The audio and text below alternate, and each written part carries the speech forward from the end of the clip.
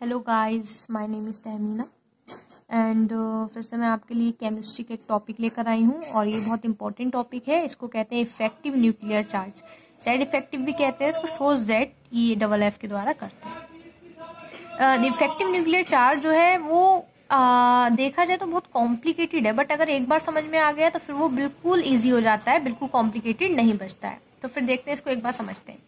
इसको समझने के लिए सबसे पहले हमें ये पता होना चाहिए इफेक्टिव न्यूक्लियर चार्ज जो होता है वो सबसे जो हमारा आउटर मोस्ट इलेक्ट्रॉन होता है ना, सबसे लास्ट वाला इलेक्ट्रॉन होगा उस पर लगता है। ये जो इलेक्ट्रॉन है इस पर हम पता लगाएंगे, इस वाले इलेक्ट्रॉन पर, आउटर मोस्ट शेल के इलेक्ट्रॉन पर जेड इफेक्टिव चार्ज। देखें, जो हमारा आउटर मोस्ट इलेक्ट्रॉन होता है ये दो तरह के इंट्रैक्शन फील करता है, मतलब इसे ऐसा लगता है कि इसके ऊपर दो तरह से इंट्रैक्शन हो रहा है, दो तरह से फोर्स लग रहा है। पहला फोर्स जो होता है वो इसको लगता है कि देखिए, फर्स्ट फोर्स जो होता है न्यूक्लियस के द्वारा लगता है। न्यूक्लियस ऑब्वियसली पॉजिटिव है और अपना इलेक्ट्रॉन जो है नेगेटिव है, तो जो नेगेटिव पॉजिटिव ऑब्वियसली अट्रैक्ट करेगा, तो ये इसको अट्रैक्शन फील होता है, जो किसके द्वारा होता है, न्यूक्लियस के द्वारा। ये पहला फोर्स हो गया। दूसरा फोर्स जो होता है जो इसके इनर शेल में जो इलेक्ट्रॉन्स होते हैं उनके द्वारा लगता है, और ये जो फोर्स होता है ये लगता है प्रतिकर्षित, I mean repulsion force. Repulsion का मीन्स होता है प्रतिकर्षित करना, एक दूसरे को दूर दूर करना। तो इसकी वजह से जब ये सारे इलेक्ट्रॉन मिलकर इस पे रिपल्सन फोर्स लगाते हैं तो इसको ये इधर साइड को आने लगता है, बट न्यूक्लियस इस पे अपना अट्रैक्शन फोर्स लगाता है तो ये अपने पास अट्रैक्ट करता है। तो इन इनर जो इलेक्ट्रॉन्स है इनकी वजह से जो ये फोर्स है न्यूक्लियस वाला ये कम होता है। इसी चीज को हम इफेक्टिव न्यूक्लियर चार्ज कहते हैं। आइए इसको एक बार थ्योरेटिकल समझ लेते हैं। देखिए, हमारा आउटर मोस्ट इलेक्ट्रॉन जो होता है दो तरह का इंट्रैक्शन फील करता है। पहला न्यूक्लियस जो होता है न्यूक्लियस जो आउटर मोस्ट इलेक्ट्रॉन को अट्रैक्ट कर रहा है, मींस फर्स्ट अट्रैक्शन फील करेगा। एंड सेकंड जो होगा इनर शेल इलेक्ट्रॉन, बाहर वाले इलेक्ट्रॉन पर जो रिपल्सन लगाएंगे वो फील करेगा। ठीक है ना। The outer most electron feels attraction bye nucleus and repulsion bye inner electrons. तो ये जो इनर इलेक्ट्रॉन की वजह से जो न्यूक्लियस चार्ज कम होता है, ऑब्वियसली जब हमारे पे एक अट्रैक्शन लग रहा है, बट हमारे जो अंदर वाले इलेक्ट्रॉन है इनकी वजह से वो जो रिपल्सन है वो लग नहीं पा रहा है। तो इसको एक जो इसका पॉजिटिव वे है, इसका अट्रैक्शन है वो कम होगा। वो किसकी वजह से कम हो रहा है? इनर इलेक्ट्रॉन की वजह से। तो हमारा जो न्यूक्लियस और आउटर मोस्ट शेल का अट्रैक्शन है जो वो कम होगा हमारे इनर की वजह से, इनर इलेक्ट्रॉन्स की वजह से। तो उसी को हम इफेक्टिव न्यूक्लियर चार्ज कहते हैं। मतलब क्या है, इनर इलेक्ट्रॉन की वजह से जो न्यूक्लियस चार्ज कम होता है उससे हम इफेक्टिव न्यूक्लियर चार्ज कहते हैं। इसको हम जेड इफेक्टिव के द्वारा शो करते हैं। इसको हम जेड ई डबल एफ के द्वारा शो करते हैं। एंड ये तो हमारी हो गई डेफिनेशन। ये मतलब अगर आप इसको देख लेंगे ना तो हम पूरी तरह से समझ जाएंगे कि कैसे होता है। ठीक है, इसको ही देख के ये थ्योरी लिखी गई है। तो बस दो तरह का जो होता है फील करना है, फील करेगा हमारा इलेक्ट्रॉन, उसी को हमें लिख देना है। इसके बाद हम देखते हैं कि इसकी पूरी कैलकुलेशन निकाली जाती है, उसको भी देख लेते हैं। हम जेड इफेक्टिव को जेड माइनस सिग्मा के द्वारा निकाल सकते हैं। जेड हम सबको पता है एलिमेंट का एटॉमिक नंबर होता है, एलिमेंट का सबको पता होता है ऑब्वियसली। 30 तक तो ऑलमोस्ट हम लोग को याद होना ही चाहिए। ओनली हमें सिग्मा निकालना है, सिग्मा की वैल्यू पता करना है। तो अब हम देख लेते हैं सिग्मा की वैल्यू कैसे निकलती है। व्हेन हमारा लास्ट इलेक्ट्रॉन एस या पी सब शेल में हो, अगर हमारा लास्ट इलेक्ट्रॉन जो है एस या पी सब शेल में होगा। देखिए, हम लास्ट इलेक्ट्रॉन की बात कर रहे हैं क्योंकि लास्ट इलेक्ट्रॉन का ही हम निकाल रहे हैं न्यूक्लियस से कि इसका क्या है, अट्रैक्शन क्या है। ठीक है ना। तो हम लास्ट इलेक्ट्रॉन देख रहे हैं, अगर हमारा एस या पी सब शेल में हुआ। देखें, इसके लिए फॉर्मूला क्या लगेगा, 0.35 into electron present in n shell.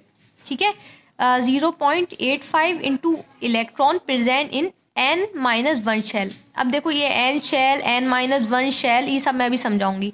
1 into remaining electron ये भी बताऊंगी। देखो, अब इसका सबसे पहले एक एग्जाम्पल करते हैं, इससे हमें सब कुछ समझ में आ जाएगा। ठीक है, सबसे पहले हमने सोडियम देखते हैं। सोडियम 11, इसका एटॉमिक नंबर 11 होता है। तो हम इसको इलेक्ट्रॉनिक कॉन्फ़िगरेशन निकाल लेते हैं, 1s2 2s2 2p6 3s2। अब देखें, इसमें जो ये वाला है ना 2 वाला, 2s2 एंड 2p6, ये होता है हमारा n-1 शेल।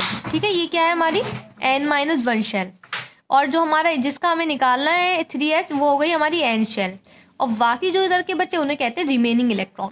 तो देखिए सबसे पहले हमें एन शेल के लिए क्या करना है, एन शेल में जितने इलेक्ट्रॉन है उनके साथ 0.35 लगाना है।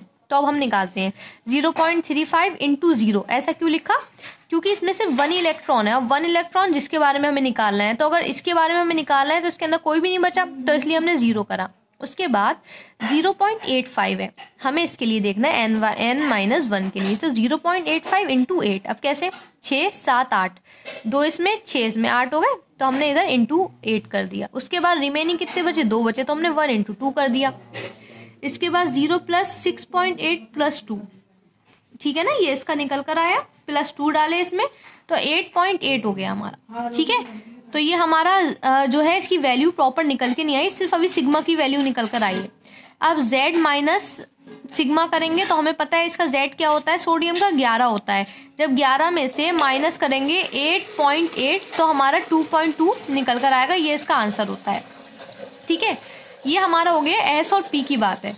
ठीक है, जब s और p सब शेल में होगा तभी हमारा ये चीज़ होगी। इसको एक बार ध्यान से देख लें, यही वाले फॉर्मूलाज रहेंगे इसके अंदर s और p के अंदर।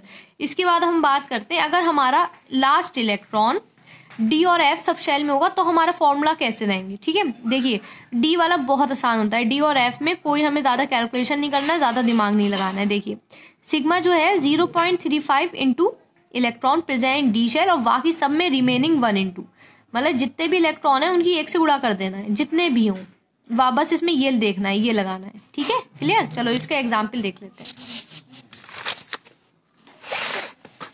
एक मिनट। हाँ देखिए एग्जाम्पल हमने जिंक का लिया है। ठीक है, जिंक 30, इसमें हमें D3D में देखना है। तो सबसे पहले हमने इलेक्ट्रॉनिक कॉन्फ़िगरेशन लिख दिया, इलेक्ट्रॉनिक कॉन्फ़िगरेशन लिखा 1s2 2s2 2p6 3s2 3p6 3d 10 and 4s2। तो हमें 10 के 10 में से निकालना है।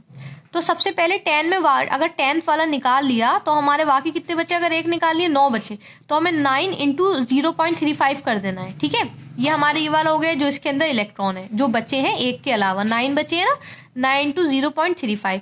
इसके बाद हमें प्लस कर देना है बाकी रिमेनिंग कितने हैं इसमें, 8 और 10 18, तो 1 इंटू 18। ये हमें पता है हमारा फॉर्मूला इसी चीज़ का था, डी और एफ में हमने ये कर दिया। उसके बाद ये टोटल करके हमें 21.15 मिला है। ठीक है, 21.15। अब हमें इसका z माइनस सिग्मा करना है, तो 30 हमें पता है जिंक का 30 होता है, तो हमने इसमें से माइनस करा, 8.85 हमें मिल गया। ये इसका z इफेक्टिव निकल कर आया। इसी का हम एक और देख लेते हैं, टाइटेनियम 22, इसका हमें इलेक्ट्रॉनिक कॉन्फ़िगरेशन निकाला, हमें पता है इसमें 3d2 होता है।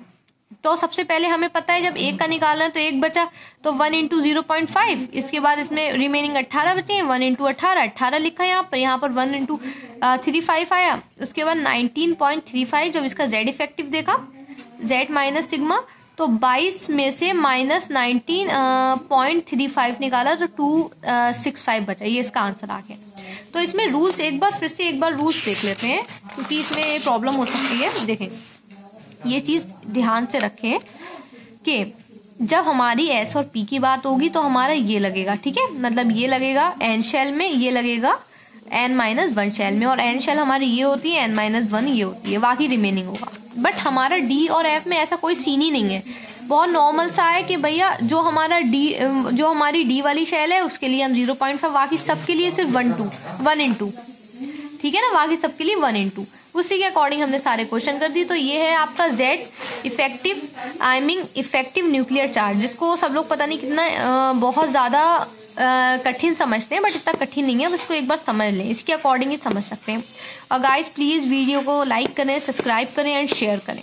Thank you guys.